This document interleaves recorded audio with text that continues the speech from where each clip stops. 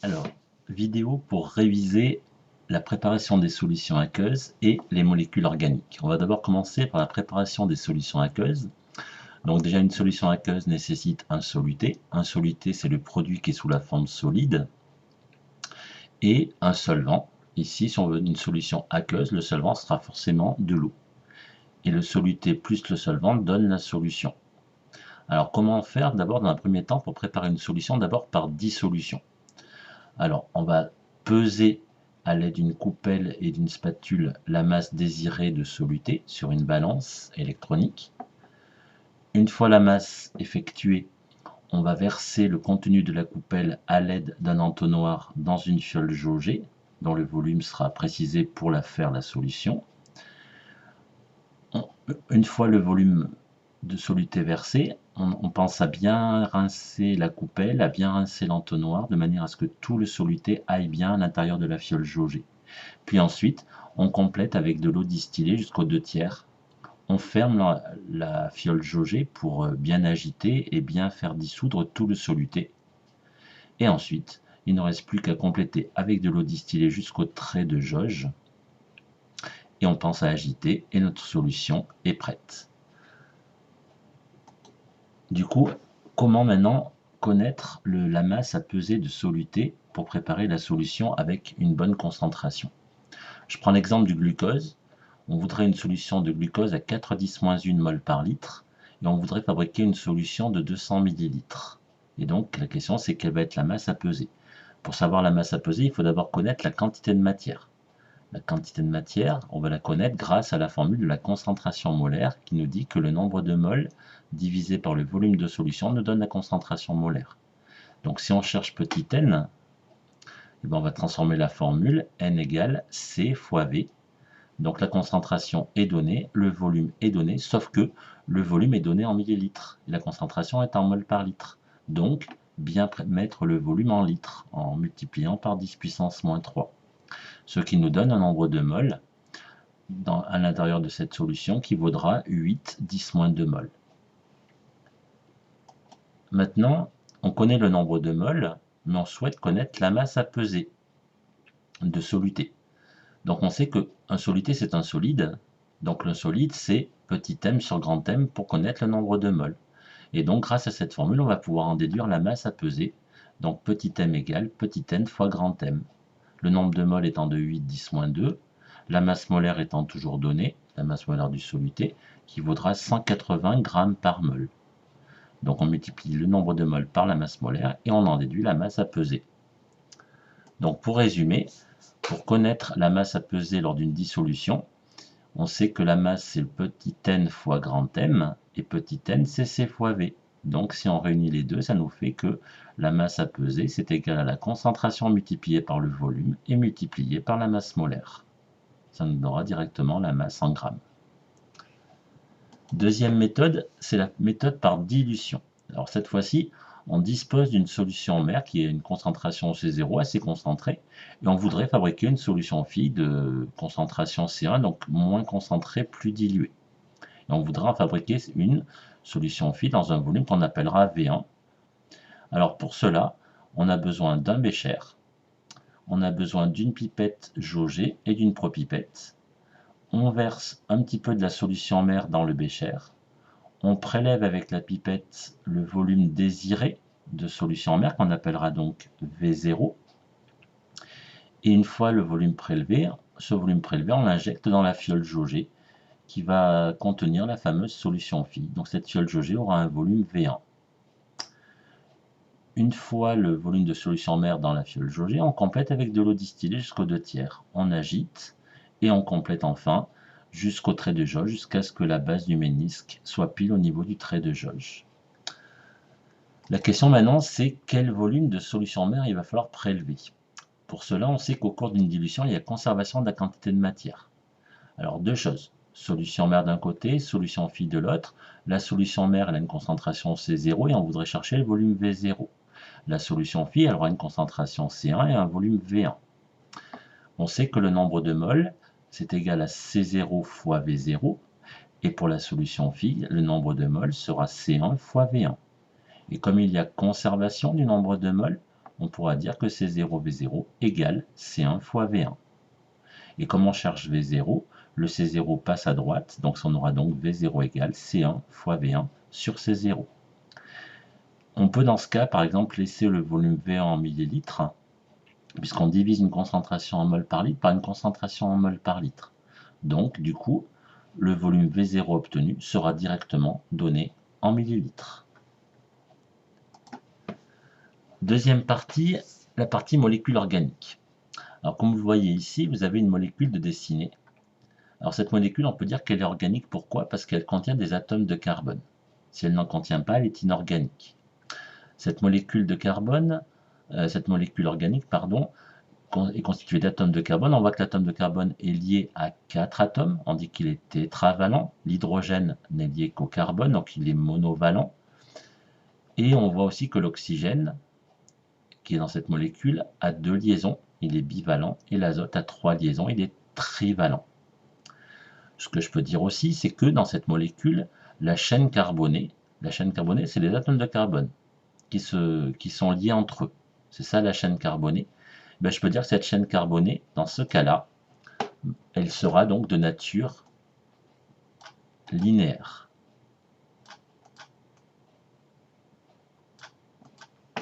Maintenant, si je dessine une nouvelle molécule comme celle-là, je vois que ma chaîne carbonée, par exemple ici, ne sera plus vraiment linéaire. Pourquoi? Puisque par exemple, là je vais rajouter des hydrogènes pour bien montrer que chaque carbone a bien 4 liaisons à chaque fois. Voilà.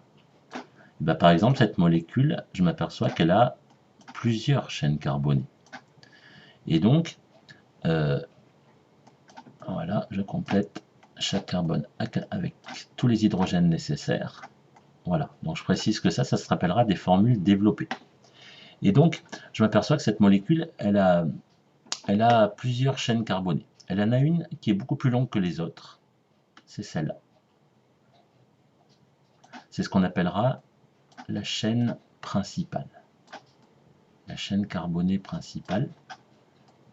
Et cette chaîne carbonée principale, on voit que d'autres chaînes carbonées sont greffées sur cette chaîne principale. En particulier, on voit ici qu'on a une nouvelle chaîne carbonée ici. Et donc ça, c'est une chaîne ramifiée. Donc là, on aura un carbone qu'on appellera ramifié. Pourquoi? Parce qu'il est lié non pas à 2 carbones, mais à 3 carbones. Donc comme on a un carbone ramifié, on a ici une chaîne ramifiée. Donc du coup, on peut dire que la chaîne carbonée de la molécule, ce ne sera pas une chaîne linéaire, mais ça sera bien une chaîne qu'on va qualifier de ramifiée. Donc voilà. Donc ça, c'est toutes les catégories qu'on pourrait avoir. Une dernière catégorie qui est moins fréquente, c'est une chaîne carbonée cyclique. C'est-à-dire que tous les atomes de carbone, par exemple que je vais le dessiner ici, sont liés entre eux, se suivent et forment un cycle. Donc ça, on appellera ça cyclique. Voilà tous les types de chaînes carbonées qu'on peut avoir dans des molécules organiques. Alors maintenant, une molécule organique peut avoir différentes formules. Si je prends par exemple une formule brute du style, je vais prendre les C4H10. Donc C4H10, on voit que c'est une formule brute, puisqu'elle est constituée que des atomes de carbone et d'hydrogène. On connaît juste le nombre d'atomes de carbone et d'hydrogène, mais on ne connaît pas les liaisons. Donc c'est bien une formule brute. Maintenant, une formule développée, bah, par exemple, voilà, je vais en dessiner une qui contient bien 4 atomes de carbone. Et donc, je sais que j'ai 10 atomes d'hydrogène. Donc, je peux par exemple dessiner ceci. Je sais que chaque hydrogène sera lié à des carbones, comme ceci. Et donc, je dois avoir au total, si je compte, 10 hydrogènes. Donc là, j'en ai pour l'instant dessiné 5, 6, 7, 8, 9 et 10. Donc là, j'ai bien mes 10 hydrogènes que je retrouve dans ma formule brute. Donc là, la formule développée fait intervenir toutes les liaisons qui interviennent dans la molécule. Alors maintenant, j'ai une formule semi-développée. Une formule semi-développée, c'est une formule qui est entre la formule brute et la formule développée. C'est une formule qui permet d'enlever les liaisons CH, mais tout en tenant compte du nombre d'hydrogènes que chaque carbone possède. Si je reprends la formule précédente, le premier atome de carbone est bien lié à 3 atomes d'hydrogène. Donc là, je vais le préciser. Je vais dire que ce premier atome de carbone, il est lié à 3 hydrogènes, donc ça fera CH3. Le carbone central ici est bien lié à 2 hydrogènes, donc je l'appellerai CH2. Le suivant, pareil, CH2. Le suivant, pareil, CH3 pour le dernier, puisqu'il est bien lié à 1, 2, 3 atomes de carbone. Donc ça, c'est une formule semi-développée. Et enfin, formule topologique, c'est une formule qui ne représente que ce qu'on appellera le squelette carboné. Le squelette carboné, c'est un peu les liaisons. Donc dans la molécule précédente, il y a 1, 2, 3 liaisons. Donc je vais faire 1, 2, 3. Et bien là, ça montre bien qu'il y a bien un atome de carbone ici, un ici, un ici et un ici. Donc si par exemple, je vous mets ici la molécule je vais mettre cette molécule-là par exemple, la molécule de propanal. Le propanal, c'est une molécule qui est présente dans la pomme, qui a l'odeur de pomme. Donc là, c'est la formule semi-développée. Et si je devais écrire la formule topologique, ben, j'écrirais à ce moment-là une liaison pour la liaison carbone-carbone, et puis la double liaison O avec un H. Voilà. Voilà ce que c'est que la formule topologique qui ne fait intervenir que les liaisons carbone-carbone. Si je reprends la molécule précédente, cette molécule-là par exemple, cette molécule, je pourrais la représenter sous cette forme-là, en topologique. Il y a une liaison qui part du carbone ramifié et une autre liaison qui part comme ceci. Voilà. Enfin, dernier point, on va vous demander de reconnaître des groupes caractéristiques. Alors, les groupes caractéristiques qui sont présents dans des molécules organiques, on avait dit qu'ils pouvaient avoir, ils pouvaient créer des liaisons de Van der Waals ou des liaisons par pont hydrogène, c'est-à-dire des liaisons d'attraction qui permettent d'avoir des structures géométriques particulières au niveau des molécules. Alors c'est quoi ces groupes? C'est le groupe OH qu'on appelle hydroxyle, les fonctions alcool. C'est le groupe carbonyle qu'on trouve dans les aldéhydes et les cétones, c'est un groupe C double liaison O. Ou alors ça peut être un groupe carboxyle. Alors carboxyle, ça veut dire que le carbone est lié à non pas un atome d'oxygène, comme c'est le cas dans tout à l'heure, mais est lié à 2 atomes d'oxygène, doublement lié ici et avec un OH ici. Un ester, c'est un peu comme un acide carboxylique, c'est une double liaison carbonyle, donc un groupe carbonyle comme on a vu tout à l'heure, un oxygène, mais cet oxygène est lié à une chaîne carbonée. Le C, c'est comme si vous aviez un carbone derrière. Donc ça veut dire que c'est un ester. Ensuite, on a les amines. Donc les amines, c'est un atome de carbone, par exemple, qui est lié à un atome d'azote. Cet atome d'azote, il peut être lié à des hydrogènes, par exemple. Donc ça, c'est des amines. Et après, on a le dernier groupe qu'on appelle des amides, qu'on retrouve par exemple dans la liaison peptidique des acides aminés. Et ben, on a un CO avec un NH. Donc CO avec un N, ben ça s'appelle un groupe amide. Donc en fait, ce tableau-là, il sera donné. Et donc, ce sera à vous après de reconnaître les groupes caractéristiques présents dans une molécule. Alors par exemple, je vais vous prendre la molécule d'aspartame. Donc cette molécule d'aspartame, vous voyez, elle a plusieurs groupes caractéristiques et c'est à vous de les reconnaître. Alors qu'est-ce qu'on pourrait reconnaître par exemple? Par exemple, on pourrait reconnaître ce groupe-là, le CO qui est lié à un atome de NH. Et on avait dit que ça, c'était un CO avec un NH, ça s'appelle un groupe amide. Voilà, on peut vous le demander de l'entourer et de le nommer. Ensuite, j'ai un carbone ici qui est lié à 2 carbones. Donc, ce groupe-là, un carbone avec un N, H2, ça s'appelle une amine, ou le groupe amino. Qu'est-ce que je reconnais d'autre encore? J'ai ce groupe-là, COOH, j'ai un carbone qui est lié doublement à un oxygène et avec un autre oxygène. Ça, on avait tout à l'heure que ça s'appelle un groupe carboxyle, ou la famille des acides carboxyliques. Et enfin, il me reste un dernier, c'est ce groupe-là,